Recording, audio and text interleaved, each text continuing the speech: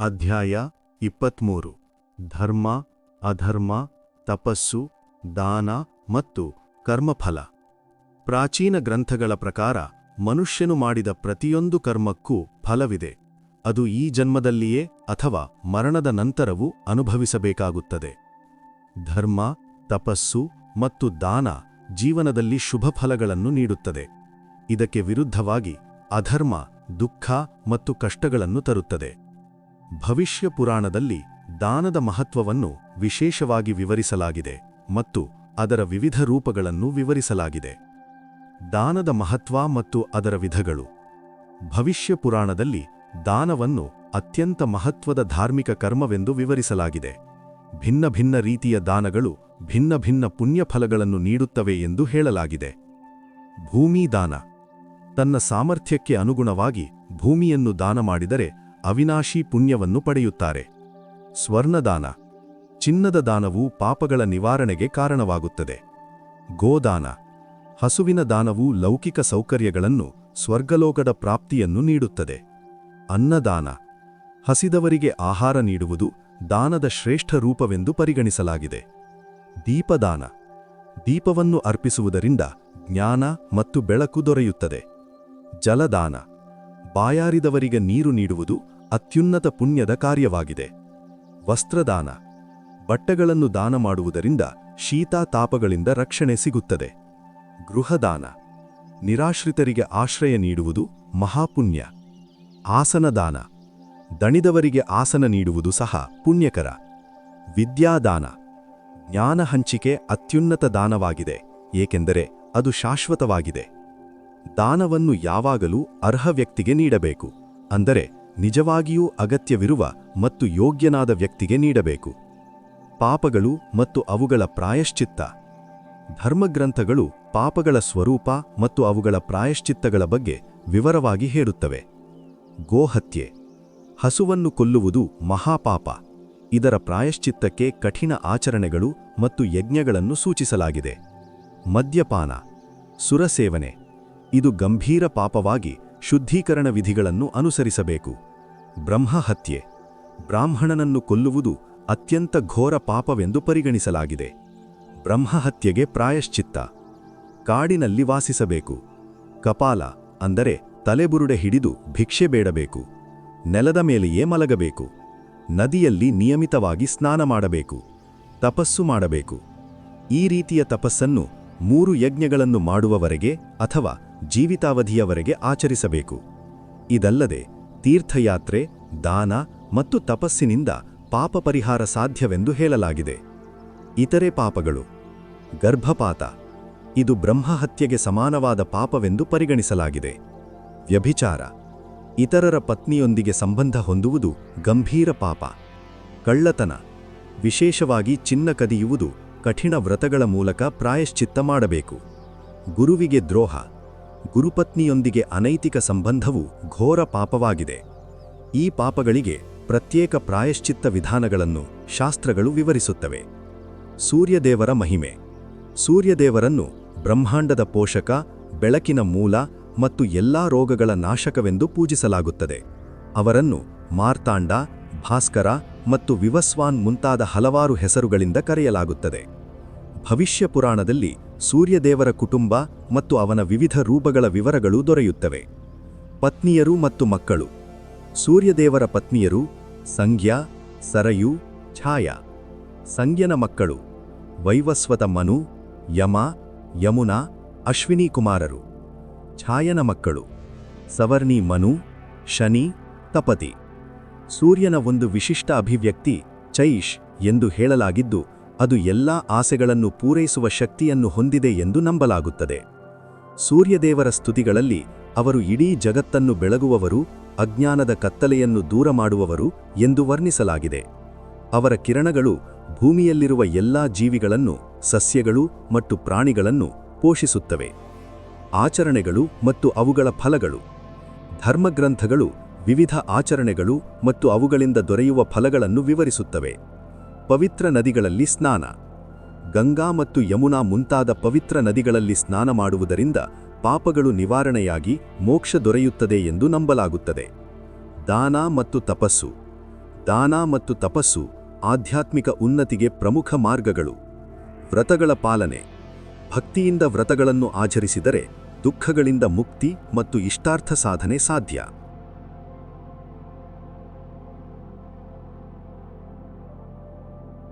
ಅಧ್ಯಾಯ 25 ಗೃಹಸ್ಥ ಜೀವನ, ಆಹಾರ ತತ್ವಗಳು ಮತ್ತು ದಾನದ ಮಹತ್ವ.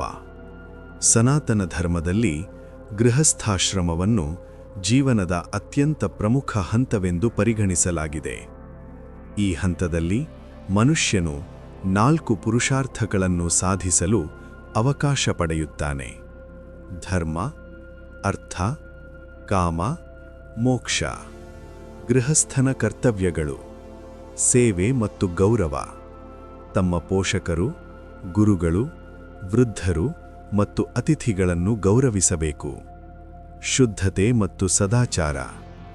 ದೈಹಿಕ ಮತ್ತು ಮಾನಸಿಕ ಶುದ್ಧತೆ, ಸತ್ಯ ಮಾತು, ಅಹಿಂಸೆ, ದಯೆ ಮತ್ತು ಸೇವಾ ಮನೋಭಾವ.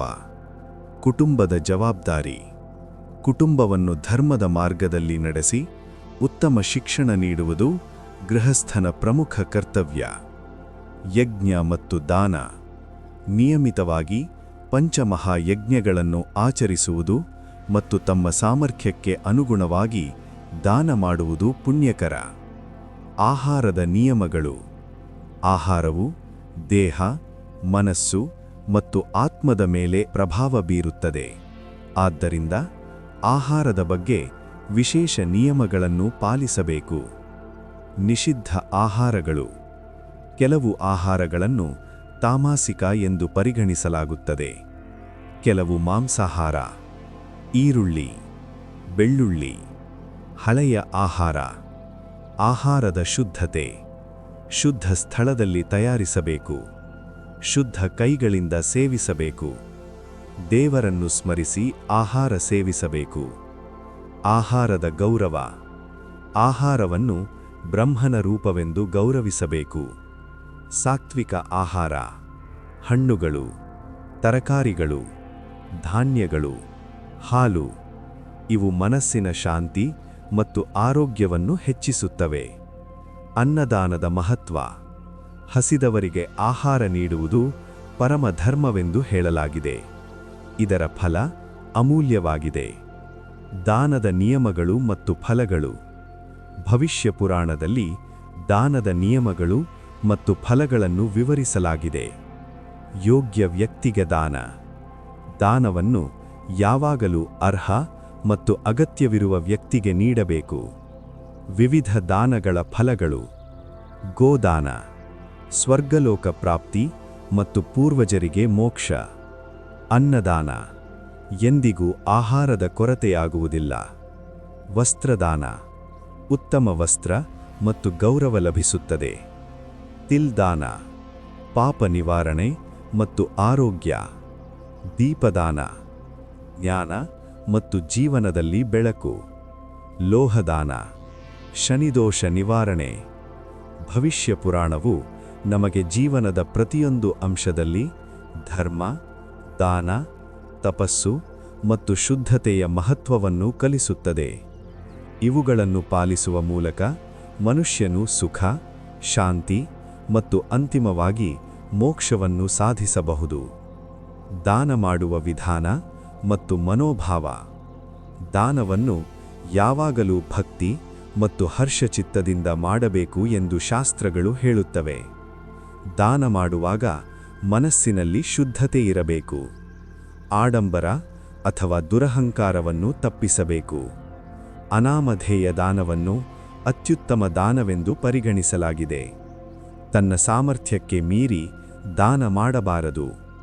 ಕುಟುಂಬದ ಜೀವನೋಪಾಯಕ್ಕೆ ಹಾನಿಯಾಗದಂತೆ ದಾನ ಮಾಡಬೇಕು.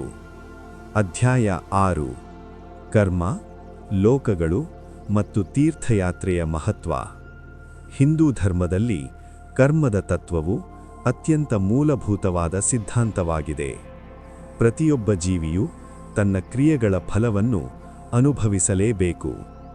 ಭವಿಷ್ಯ ಪುರಾಣವು ಕರ್ಮ, ವಿವಿಧ ಲೋಕಗಳು ಮತ್ತು ತೀರ್ಥಯಾತ್ರೆಯ ಮಹತ್ವವನ್ನು ವಿವರಿಸುತ್ತದೆ.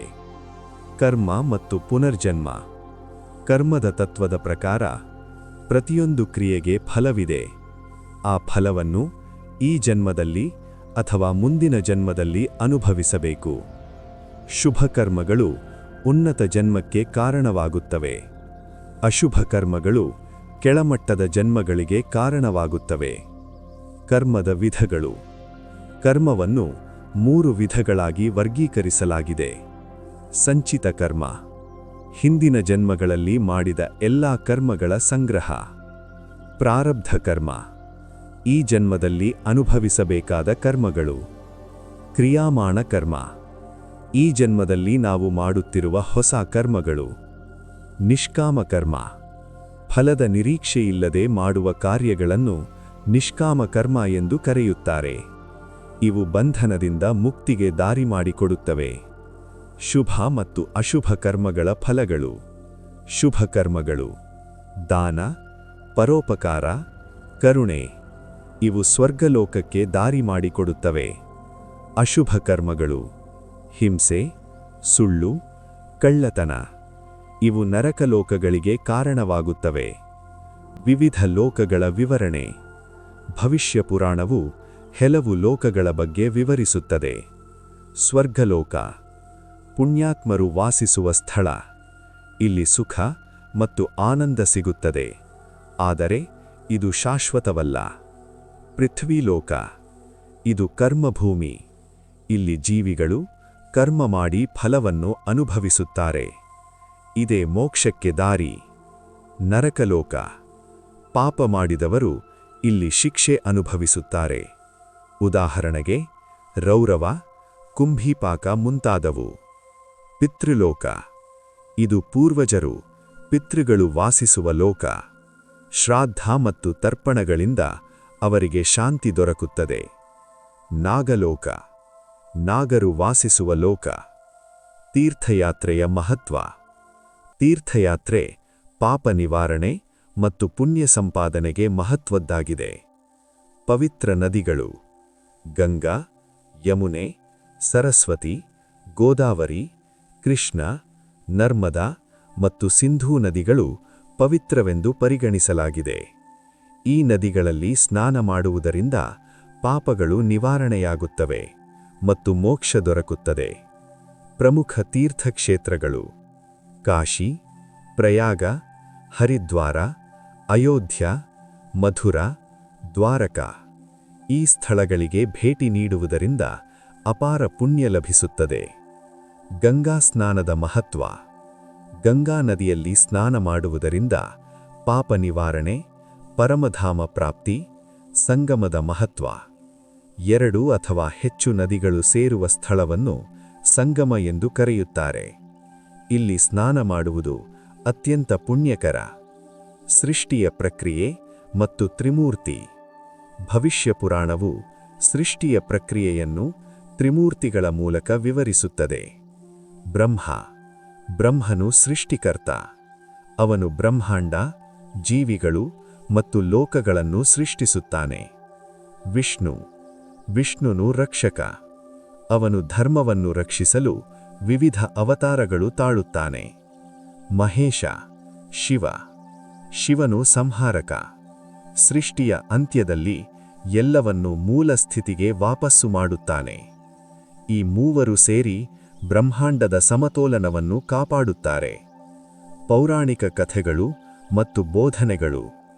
ಧರ್ಮಗ್ರಂಥಗಳು ಕೆಲವು ಕಥೆಗಳ ಮೂಲಕ ಜೀವನದ ಮೌಲ್ಯಗಳನ್ನು ತಿಳಿಸುತ್ತವೆ. ದೇವತೆಗಳ ಲೀಲಾ. ಸೂರ್ಯ, ಇಂದ್ರ, ಅಗ್ನಿ, ವಾಯು ಮತ್ತು ವರುಣ ದೇವತೆಗಳ ಕಥೆಗಳು ಪ್ರಕೃತಿಯ ಶಕ್ತಿಗಳನ್ನು ಪ್ರತಿನಿಧಿಸುತ್ತವೆ. ಋಷಿಗಳ ಜ್ಞಾನ. ನಾರದ, ವಸಿಷ್ಠ ಮತ್ತು ವಿಶ್ವಾಮಿತ್ರರಂತಹ ಮಹಾನ್ ಋಷಿಗಳು ತಪಸ್ಸು ಮತ್ತು ಜ್ಞಾನದಿಂದ ಆತ್ಮಸಾಕ್ಷಾತ್ಕಾರವನ್ನು ಸಾಧಿಸಿದರು. ಆದರ್ಶ ರಾಜರು. ಹರಿಶ್ಚಂದ್ರ, ರಾಮ, ಯುಧಿಷ್ಠಿರ. ಇವರ ಜೀವನವು ಧರ್ಮ, ಸತ್ಯ ಮತ್ತು ನ್ಯಾಯದ ಮಹತ್ವವನ್ನು ತೋರಿಸುತ್ತದೆ. ಈ ಕಥೆಗಳು ನಮ್ಮ ಜೀವನದಲ್ಲಿ ಸತ್ಕರ್ಮಗಳನ್ನು ಅನುಸರಿಸಲು ಪ್ರೇರೇಪಿಸುತ್ತವೆ.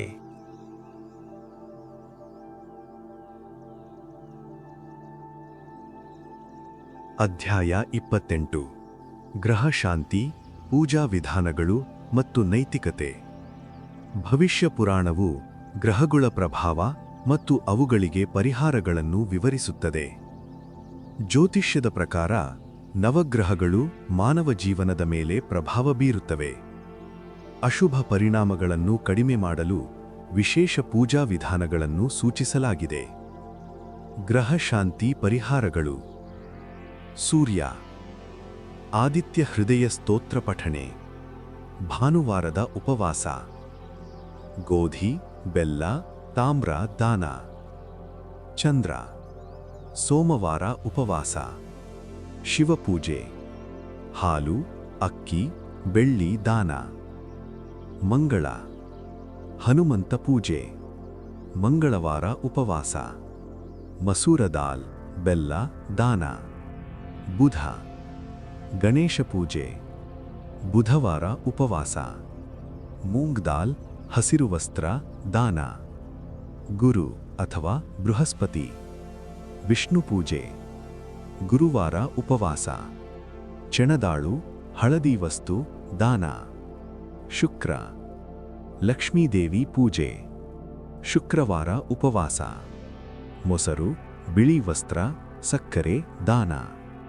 ಶನಿ, ಶನಿ ಅಥವಾ ಹನುಮಾನ್ ಪೂಜೆ, ಶನಿವಾರ ಉಪವಾಸ, ಎಳ್ಳೆಣ್ಣೆ, ಕಪ್ಪು ವಸ್ತ್ರ ದಾನ.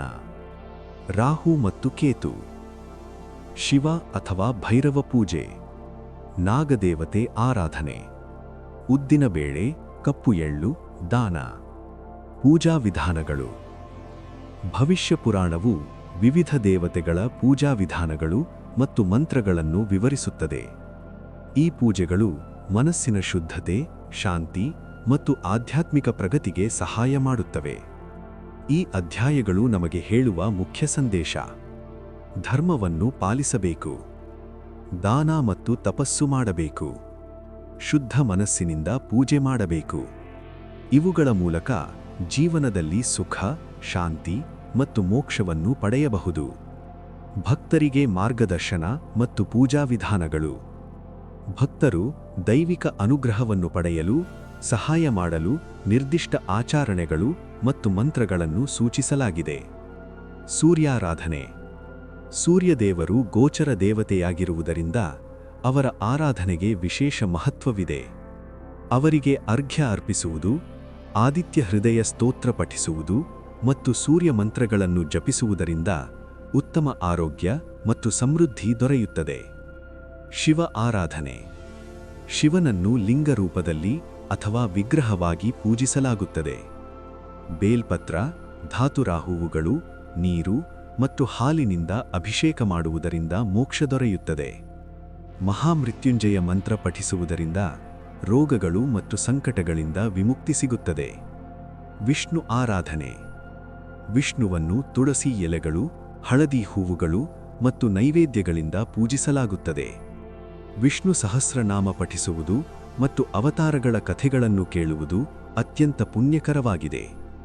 ದೇವಿ ಆರಾಧನೆ. ದುರ್ಗಾ, ಲಕ್ಷ್ಮೀ ಮತ್ತು ಸರಸ್ವತೀ ದೇವಿಯರನ್ನು ಕ್ರಮವಾಗಿ ಶಕ್ತಿ, ಸಂಪತ್ತು ಮತ್ತು ಜ್ಞಾನಕ್ಕಾಗಿ ಪೂಜಿಸಲಾಗುತ್ತದೆ. ನವರ್ಣ ಮಂತ್ರ ಮತ್ತು ದುರ್ಗಾ ಸಪ್ತಶತಿ ಪಠಿಸುವುದು ವಿಶೇಷ ಫಲಗಳನ್ನು ನೀಡುತ್ತದೆ. ಗಣೇಶಾರಾಧನೆ. ಯಾವುದೇ ಶುಭ ಕಾರ್ಯ ಆರಂಭಿಸುವ ಮೊದಲು ಗಣೇಶನ ಪೂಜೆ ಮಾಡುವುದು ಅಗತ್ಯವೆಂದು ಪರಿಗಣಿಸಲಾಗಿದೆ. ಇದರಿಂದ ಕಾರ್ಯವು ನಿರ್ವಿಘ್ನವಾಗಿ ಪೂರ್ಣಗೊಳ್ಳುತ್ತದೆ. ನೈತಿಕ ಬೋಧನೆಗಳು ಮತ್ತು ಜೀವನ ನಡವಳಿಕೆ. ಧರ್ಮಶಾಸ್ತ್ರಗಳು ವ್ಯಕ್ತಿಯೊಂದು ಸದ್ಗುಣಶೀಲ ಜೀವನ ನಡೆಸಲು ಮಾರ್ಗದರ್ಶನ ನೀಡುತ್ತವೆ. ಸತ್ಯ. ಸತ್ಯವನ್ನು ಮಾತನಾಡುವುದು ಮತ್ತು ಅನುಸರಿಸುವುದು ಅತ್ಯುನ್ನತ ಧರ್ಮ. ಅಹಿಂಸೆ. ಯೋಚನೆ, ಮಾತು ಮತ್ತು ಕೃತ್ಯಗಳಿಂದ ಯಾವುದೇ ಜೀವಿಗೆ ಹಾನಿ ಮಾಡಬಾರದು. ಕ್ಷಮೆ. ಇತರರನ್ನು ಕ್ಷಮಿಸುವ ಗುಣ ಬೆಳೆಸಬೇಕು. ದಯೆ. ಎಲ್ಲ ಜೀವಿಗಳ ಮೇಲೆ ಕರುಣೆ ಇರಬೇಕು. ಇಂದ್ರಿಯ ನಿಯಂತ್ರಣ. ಆಸೆ ಮೋಹಗಳನ್ನು ನಿಯಂತ್ರಿಸಬೇಕು. ಪರೋಪಕಾರ. ಇತರರಿಗೆ ಸಹಾಯ ಮಾಡುವುದು. ಅತಿಥಿ ಸೇವೆ. ಅತಿಥಿಯನ್ನು ದೇವರಂತೆ ಗೌರವಿಸಬೇಕು. ಶ್ರದ್ಧೆ. ಧರ್ಮ ಮತ್ತು ದೇವರ ಮೇಲೆ ಅಚಲ ನಂಬಿಕೆ. ಪೌರಾಣಿಕ ಕಥೆಗಳು ಮತ್ತು ಆಧ್ಯಾತ್ಮಿಕ ಜ್ಞಾನ. ಭವಿಷ್ಯ ಪುರಾಣದಲ್ಲಿ ದೇವತೆಗಳು ಮತ್ತು ಋಷಿಗಳ ನಡುವೆ ನಡೆದ ಅನೇಕ ಸಂಭಾಷಣೆಗಳು ಹಾಗೂ ಕಥೆಗಳು ಇವೆ. ಇವು ಜೀವನದ ಆಳವಾದ ರಹಸ್ಯಗಳು ಮತ್ತು ಧರ್ಮದ ತತ್ವಗಳನ್ನು ವಿವರಿಸುತ್ತವೆ. ಮುಖ್ಯ ವಿಷಯಗಳು: ದೇವತೆಗಳ ಅವತಾರಗಳು ಮತ್ತು ಲೀಲೆಗಳು, ಧರ್ಮವನ್ನು ಸ್ಥಾಪಿಸಲು ಮತ್ತು ಅಧರ್ಮವನ್ನು ನಾಶಮಾಡಲು. ಋಷಿಗಳ ತಪಸ್ಸು, ತಪಸ್ಸಿನ ಶಕ್ತಿ ಮತ್ತು ಕರ್ಮನಿಯಮದ ಮಹತ್ವ. ರಾಜರ ಆದರ್ಶಗಳು, ಧರ್ಮ, ನ್ಯಾಯ ಮತ್ತು ಕರ್ತವ್ಯದ ಮಹತ್ವ. ಈ ಕಥೆಗಳು ವ್ಯಕ್ತಿಯನ್ನು ಸದಾಚಾರದ ಮಾರ್ಗದಲ್ಲಿ ನಡೆಯಲು ಪ್ರೇರೇಪಿಸುತ್ತವೆ. ಆತ್ಮ, ಕರ್ಮ ಮತ್ತು ಮೋಕ್ಷ. ಪುರಾಣಗಳು ಆತ್ಮ, ಪರಮಾತ್ಮ ಮತ್ತು ಸೃಷ್ಟಿಯ ಸಂಬಂಧವನ್ನು ವಿವರಿಸುತ್ತವೆ. ಆತ್ಮವು ಅಮರವಾಗಿದೆ, ದೇಹ ಮಾತ್ರ ನಾಶವಾಗುತ್ತದೆ. ಆತ್ಮವು ಒಂದು ದೇಹದಿಂದ ಮತ್ತೊಂದು ದೇಹಕ್ಕೆ ಪ್ರಯಾಣ ಮಾಡುತ್ತದೆ. ಮಾನವ ಜೀವನದ ಅಂತಿಮ ಗುರಿ ಮೋಕ್ಷ. ಮೋಕ್ಷದ ಮಾರ್ಗಗಳು. ಮೋಕ್ಷವನ್ನು ಪಡೆಯಲು 3 ಪ್ರಮುಖ ಮಾರ್ಗಗಳು. ಜ್ಞಾನ ಮಾರ್ಗ, ಆತ್ಮಜ್ಞಾನವನ್ನು ಅರಿಯುವುದು. ಭಕ್ತಿ ಮಾರ್ಗ, ದೇವರ ಮೇಲೆ ಪ್ರೀತಿ ಮತ್ತು ಶರಣಾಗತಿ. ಕರ್ಮ ಮಾರ್ಗ, ಫಲದ ಆಸೆಯಿಲ್ಲದೆ ಕರ್ತವ್ಯ ನಿರ್ವಹಣೆ. ಗುರುವಿನ ಮಹತ್ವ. ಆಧ್ಯಾತ್ಮಿಕ ಜೀವನದಲ್ಲಿ ಗುರುವಿನ ಸ್ಥಾನ ಅತ್ಯಂತ ಮಹತ್ವವಾಗಿದೆ. ಗುರುವು ಶಿಷ್ಯನನ್ನು ಅಜ್ಞಾನದಿಂದ ಜ್ಞಾನದ ಬೆಳಕಿಗೆ ಕರೆದೊಯ್ಯುವವನು. ಈ ಬೋಧನೆಗಳು ವ್ಯಕ್ತಿಗೆ ತನ್ನ ಜೀವನದ ನಿಜವಾದ ಉದ್ದೇಶವನ್ನು ಅರಿತುಕೊಳ್ಳಲು ಮತ್ತು ಆಧ್ಯಾತ್ಮಿಕ ಪ್ರಗತಿಯ ದಾರಿಗೆ ಸಾಗಲು ಪ್ರೇರೇಪಿಸುತ್ತವೆ. ನೈತಿಕ ಜೀವನದ ತತ್ವಗಳು. ಪುರಾಣಗಳು ವ್ಯಕ್ತಿಯ ವೈಯಕ್ತಿಕ ಮತ್ತು ಸಾಮಾಜಿಕ ಜೀವನದಲ್ಲಿ ಉನ್ನತ ನೈತಿಕ ಮೌಲ್ಯಗಳನ್ನು ಅಳವಡಿಸಿಕೊಳ್ಳುವುದನ್ನು ಒತ್ತಿ ಹೇಳುತ್ತವೆ. ನಮ್ರತೆ ಮತ್ತು ಸ್ವಯಂ ನಿಯಂತ್ರಣ. ವಿನಯ ಮತ್ತು ಇಂದ್ರಿಯ ನಿಯಂತ್ರಣ ಅಗತ್ಯ. ದುರಾಸೆ ತ್ಯಾಗ. ಅತಿಯಾದ ಸಂಪತ್ತಿನ ಆಸೆ ಅನೇಕ ದುಷ್ಟತನಗಳಿಗೆ ಕಾರಣ. ತೃಪ್ತಿ. ಇರುವುದರಲ್ಲಿ ಸಂತೋಷ ಹೊಂದಬೇಕು. ತಾಳ್ಮೆ ಮತ್ತು ಸಹಿಷ್ಣುತೆ. ಕಷ್ಟಗಳ ಸಮಯದಲ್ಲಿ ಧೈರ್ಯ ಇರಬೇಕು. ಮಹಿಳೆಯರ ಗೌರವ. ಮಹಿಳೆಯರನ್ನು ಗೌರವಿಸುವುದು ಮತ್ತು ರಕ್ಷಿಸುವುದು ಅತ್ಯಂತ ಮುಖ್ಯ. ಪೋಷಕರು ಮತ್ತು ಗುರುಗಳಿಗೆ ಸೇವೆ. ಅವರಿಗೆ ಗೌರವ ನೀಡುವುದು ಮಹಾಪುಣ್ಯ. ಕಲಿಯುಗದ ಭವಿಷ್ಯವಾಣಿಗಳು ಮತ್ತು ಚಿಹ್ನೆಗಳು. ಭವಿಷ್ಯ ಪುರಾಣವು ಕಲಿಯುಗದ ಸ್ವಭಾವವನ್ನು ವಿವರಿಸುವ ಅನೇಕ ಭವಿಷ್ಯವಾಣಿಗಳನ್ನು ಒಳಗೊಂಡಿದೆ. ಈ ಯುಗದಲ್ಲಿ ಕಾಣಿಸಿಕೊಳ್ಳುವ ಮುಖ್ಯ ಚಿಹ್ನೆಗಳು ಮತ್ತು ಸವಾಲುಗಳನ್ನು ವಿವರಿಸುವುದರ ಜೊತೆಗೆ ಧರ್ಮವನ್ನು ಕಾಪಾಡುವ ನೆಗತ್ಯವನ್ನು ಒತ್ತಿ ಹೇಳುತ್ತದೆ. ಕಲಿಯುಗದ ಪ್ರಮುಖ ಗುಣಲಕ್ಷಣಗಳು. ನೈತಿಕ ಮೌಲ್ಯಗಳ ಕುಸಿತ. ಸತ್ಯ, ನ್ಯಾಯ ಮತ್ತು ಪ್ರಾಮಾಣಿಕತೆ ಕಡಿಮೆಯಾಗುತ್ತದೆ. ಅಧರ್ಮದ ಪ್ರಾಬಲ್ಯ. ಸ್ವಾರ್ಥ, ಅನ್ಯಾಯ ಮತ್ತು ಶೋಷಣೆ ಹೆಚ್ಚಾಗುತ್ತದೆ. ಭೌತಿಕತೆಯ ಏರಿಕೆ. ಆಧ್ಯಾತ್ಮಿಕತೆಯನ್ನು ಮರೆತು ಭೌತಿಕ ಸುಖಗಳ ಹಿಂದೆ ಓಡುತ್ತಾರೆ. ಜ್ಞಾನದ ಕುಸಿತ. ನಿಜವಾದ ಜ್ಞಾನ ಅಪರೂಪವಾಗುತ್ತದೆ. ಆಡಂಬರ ಹೆಚ್ಚಾಗುತ್ತದೆ. ಸಂಬಂಧಗಳ ಕುಸಿತ. ಕುಟುಂಬ ಮತ್ತು ಸ್ನೇಹಿಗಳಲ್ಲಿ ನಂಬಿಕೆ ಕಡಿಮೆಯಾಗುತ್ತದೆ. ಆರೋಗ್ಯ ಸಮಸ್ಯೆಗಳು. ರೋಗಗಳು ಮತ್ತು ದುರ್ಬಲತೆ ಹೆಚ್ಚಾಗುತ್ತದೆ. ಪರಿಸರ ಅಸಮತೋಲನ. ಪ್ರಕೃತಿಯಲ್ಲಿ ಅಸ್ಥಿರತೆ ಮತ್ತು ವಿಕೋಪಗಳು. ಧರ್ಮದ ರಕ್ಷಣೆಯ ಮಹತ್ವ. ಈ ಎಲ್ಲಾ ಸವಾಲುಗಳ ನಡುವೆಯೂ ಭವಿಷ್ಯ ಪುರಾಣವು ಧರ್ಮವನ್ನು ಉಳಿಸಿಕೊಳ್ಳುವ ಮಹತ್ವವನ್ನು ಒತ್ತಿ ಹೇಳುತ್ತದೆ. ಈ ಯುಗದಲ್ಲಿ ಧರ್ಮವನ್ನು ಪಾಲಿಸುವುದು ಅತ್ಯಂತ ಅಗತ್ಯ. ಸತ್ಯ, ದಯೆ ಮತ್ತು ಭಕ್ತಿ ಜೀವನದ ಆಧಾರವಾಗಬೇಕು. ದೇವರ ನಾಮಸ್ಮರಣೆ ಮತ್ತು ಸತ್ಕರ್ಮಗಳು ಜೀವನವನ್ನು ಶುದ್ಧಗೊಳಿಸುತ್ತವೆ. ಕಲಿಯುಗದ ಪರಿಣಾಮಗಳು ಮತ್ತು ಧರ್ಮದ ಸಂರಕ್ಷಣೆ. ಆಡಳಿತ ವರ್ಗದೊಳಗೆ ಅನೈತಿಕತೆ ಮತ್ತು ಅನ್ಯಾಯ ಹೆಚ್ಚಾಗುತ್ತದೆ. ಇದರ ಪರಿಣಾಮವಾಗಿ ಪ್ರಜೆಗಳು ಕಷ್ಟಗಳನ್ನು ಅನುಭವಿಸುತ್ತಾರೆ. ಕೆಲವು ಪ್ರದೇಶಗಳಲ್ಲಿ ಆಹಾರ ಮತ್ತು ನೀರಿನ ಕೊರತೆಯುಂಟಾಗಿ ಜೀವನೋಪಾಯ ನಡೆಸಲು ಕಷ್ಟವಾಗುತ್ತದೆ. ವರ್ಣಶಂಕರ ಅಂದರೆ ಸಾಮಾಜಿಕ ವರ್ಗಗಳ ಮಿಶ್ರಣ ಹೆಚ್ಚಾಗಿ ಜಾತಿ ಆಧಾರಿತ ಭೇದಭಾವ ಮತ್ತು ಸಂಘರ್ಷಗಳು ತೀವ್ರಗೊಳ್ಳುತ್ತವೆ. ಕಲಿಯುಗದ ಭವಿಷ್ಯವಾಣಿಗಳು ಮತ್ತು ಚಿಹ್ನೆಗಳು. ಭವಿಷ್ಯ ಪುರಾಣವು ಕಲಿಯುಗದ ಅಂತಿಮ ಹಂತದ ಬಗ್ಗೆ ವಿವರವಾದ ಭವಿಷ್ಯವಾಣಿಗಳನ್ನು ನೀಡುತ್ತದೆ. ಈ ಯುಗದಲ್ಲಿ ಕಾಣಿಸಿಕೊಳ್ಳುವ ಮುಖ್ಯ ಚಿಹ್ನೆಗಳು ಮತ್ತು ಸವಾಲುಗಳನ್ನು ವಿವರಿಸುವುದರ ಜೊತೆಗೆ ಧರ್ಮವನ್ನು ಕಾಪಾಡುವ ನೆಗತ್ಯವನ್ನು ಒತ್ತಿ ಹೇಳುತ್ತದೆ. ದೈವಿಕ ಅವತಾರಗಳ ಆಗಮನ. ಕಲಿಯುಗದ ಅಂತ್ಯದಲ್ಲಿ ಅಧರ್ಮ ತನ್ನ ಪರಾಕಾಷ್ಠೆಯನ್ನು ತಲುಪಿದಾಗ ದೈವಿಕ ಅವತಾರಗಳು ಅಥವಾ ಅವತಾರಗಳು ಭೂಮಿಗೆ ಆಗಮಿಸಿ ಧರ್ಮವನ್ನು ಪುನಃ ಸ್ಥಾಪಿಸುತ್ತಾರೆ. ಅವರು ದುಷ್ಟರನ್ನು ನಾಶ ಮಾಡಿ ಹೊಸ ಧರ್ಮಯುಗವನ್ನು ಆರಂಭಿಸುತ್ತಾರೆ. ಇದೊಂದು ಮಹತ್ವದ ಸಂದೇಶವನ್ನು ನೀಡುತ್ತದೆ. ಕತ್ತಲೆಯ ನಂತರ ಬೆಳಕು ಖಂಡಿತವಾಗಿ ಬರುತ್ತದೆ. ಧರ್ಮ ಮತ್ತು ವೈಯಕ್ತಿಕ ಕರ್ತವ್ಯ. ಪ್ರತಿಕೂಲ ಪರಿಸ್ಥಿತಿಗಳ ನಡುವೆಯೂ ಪ್ರತಿಯೊಬ್ಬರೂ ಧರ್ಮದ ಮಾರ್ಗವನ್ನು ಅನುಸರಿಸಬೇಕು. ದೇವರಲ್ಲಿ ನಂಬಿಕೆ, ದೈವಿಕ ಶಕ್ತಿಯಲ್ಲಿ ಅಚಲ ವಿಶ್ವಾಸವಿರಬೇಕು. ಸತ್ಯ ಮತ್ತು ಅಹಿಂಸೆ. ಸತ್ಯ ಮಾತನಾಡುವುದು ಮತ್ತು ಯಾರಿಗೂ ಹಾನಿ ಮಾಡದಿರುವುದು.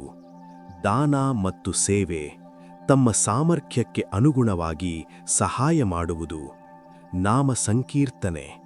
ದೇವರ ನಾಮವನ್ನು ಜಪಿಸುವುದು. ಸದ್ಗುಣ ನಡವಳಿಕೆ. ಕಷ್ಟದಲ್ಲಿಯೂ ನೈತಿಕತೆಯನ್ನು ಉಳಿಸಿಕೊಳ್ಳುವುದು.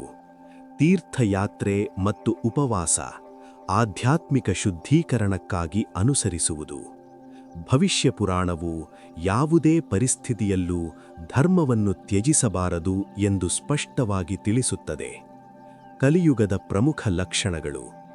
ಧರ್ಮದ ಕುಸಿತ. ಸತ್ಯ, ನ್ಯಾಯ ಮತ್ತು ಪ್ರಾಮಾಣಿಕತೆ ಕಡಿಮೆಯಾಗುತ್ತದೆ. ಅಧರ್ಮದ ಏರಿಕೆ. ಅನ್ಯಾಯ, ಭ್ರಷ್ಟಾಚಾರ ಮತ್ತು ಸ್ವಾರ್ಥ ಹೆಚ್ಚಾಗುತ್ತದೆ. ಭೌತಿಕತೆಯ ಪ್ರಾಬಲ್ಯ. ಆಧ್ಯಾತ್ಮಿಕತೆಯನ್ನು ಮರೆತು ಭೌತಿಕ ಸುಖಗಳ ಹಿಂದೆ ಓಡುವುದು. ಜ್ಞಾನದ ಕುಸಿತ. ನಿಜವಾದ ಜ್ಞಾನ ಅಪರೂಪವಾಗುತ್ತದೆ. ಸಂಬಂಧಗಳಲ್ಲಿ ಕುಸಿತ. ಕುಟುಂಬ ಮತ್ತು ಸ್ನೇಹಿಗಳಲ್ಲಿ ನಂಬಿಕೆ ಕಡಿಮೆಯಾಗುತ್ತದೆ. ಆರೋಗ್ಯ ಸಮಸ್ಯೆಗಳು. ರೋಗಗಳು ಹೆಚ್ಚಾಗುತ್ತವೆ. ಆಯುಷ್ಯ ಕಡಿಮೆಯಾಗುತ್ತದೆ. ಪ್ರಕೃತಿಯ ಅಸಮತೋಲನ. ನೈಸರ್ಗಿಕ ವಿಕೋಪಗಳು ಹೆಚ್ಚಾಗುತ್ತವೆ. ಆಡಳಿತದಲ್ಲಿ ಅನ್ಯಾಯ. ಆಡಳಿತಗಾರರು ಅನೈತಿಕವಾಗಿ ವರ್ತಿಸುತ್ತಾರೆ. ಆಹಾರ ಮತ್ತು ನೀರಿನ ಕೊರತೆ. ಜೀವನ ಕಷ್ಟಕರವಾಗುತ್ತದೆ. ವರ್ಣಶಂಕರ ಮತ್ತು ಸಂಘರ್ಷ. ಸಾಮಾಜಿಕ ಅಸ್ಥಿರತೆ ಹೆಚ್ಚಾಗುತ್ತದೆ. ಅಧ್ಯಾಯ 11. ಧಾರ್ಮಿಕ ಆಚರಣೆಗಳು ಮತ್ತು ಆಧ್ಯಾತ್ಮಿಕ ಫಲಗಳು. ಭವಿಷ್ಯ ಪುರಾಣದಲ್ಲಿ ವಿವರಿಸಲಾದ ಧಾರ್ಮಿಕ ಆಚರಣೆಗಳು, ವ್ರತಗಳು ಮತ್ತು ದಾನ ಕಾರ್ಯಗಳ ಉದ್ದೇಶ ಕೇವಲ ಭೌತಿಕ ಸುಖವಲ್ಲ. ಅವುಗಳ ಅಂತಿಮ ಗುರಿ ಆಧ್ಯಾತ್ಮಿಕ ಉನ್ನತಿ ಮತ್ತು ಮೋಕ್ಷವನ್ನು ಸಾಧಿಸುವುದಾಗಿದೆ. ಮಾಸಿಕ ಮತ್ತು ಚಾತುರ್ಮಾಸ ಆಚರಣೆಗಳು. ಶ್ರಾವಣ, ಭಾದ್ರಪದ ಮತ್ತು ಇತರ ಪವಿತ್ರ ತಿಂಗಳುಗಳಲ್ಲಿ ಸೂರ್ಯ ದೇವರನ್ನು ಮಾರ್ತಾಂಡ ರೂಪದಲ್ಲಿ ಪೂಜಿಸುವುದು ಮಹತ್ವದ್ದು.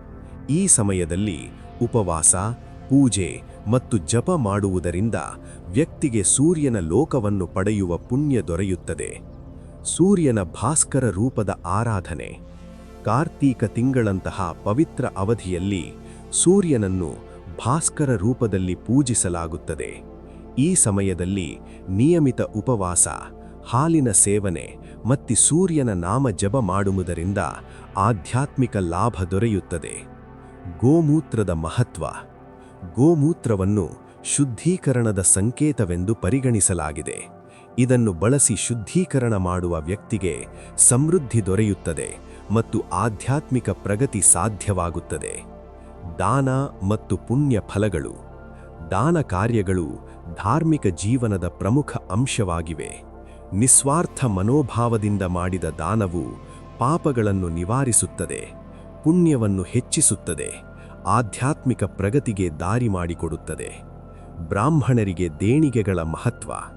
ಪ್ರತಿ ತಿಂಗಳು ಒಬ್ಬ ವ್ಯಕ್ತಿಯು ತನ್ನ ಆರ್ಥಿಕ ಸಾಮರ್ಥ್ಯಕ್ಕೆ ಅನುಗುಣವಾಗಿ ಬ್ರಾಹ್ಮಣರಿಗೆ ಸೂಕ್ತ ದೇಣಿಗೆಗಳನ್ನು ನೀಡಬೇಕು.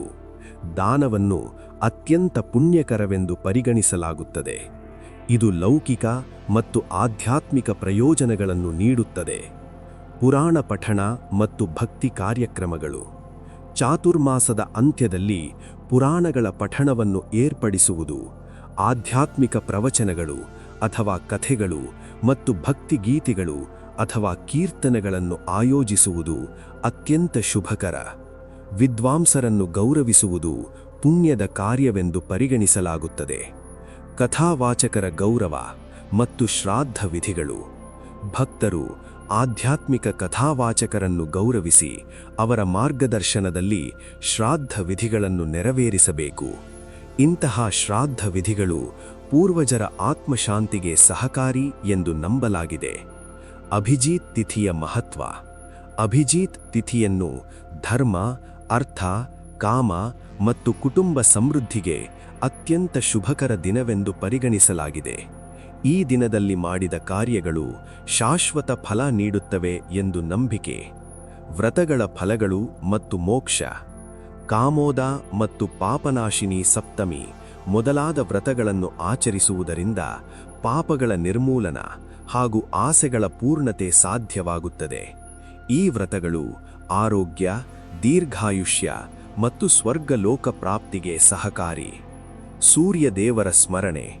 ಸೂರ್ಯದೇವರನ್ನು ಸ್ಮರಿಸುವುದು, ವಿಶೇಷವಾಗಿ ಅಂತಿಮ ಕ್ಷಣದಲ್ಲಿ ವ್ಯಕ್ತಿಗೆ ಸೂರ್ಯಲೋಕವನ್ನು ಪಡೆಯಲು ಸಹಾಯ ಮಾಡುತ್ತದೆ. ಇದನ್ನು ಉನ್ನತ ಆಧ್ಯಾತ್ಮಿಕ ಗುರಿಯಾಗಿ ಪರಿಗಣಿಸಲಾಗಿದೆ.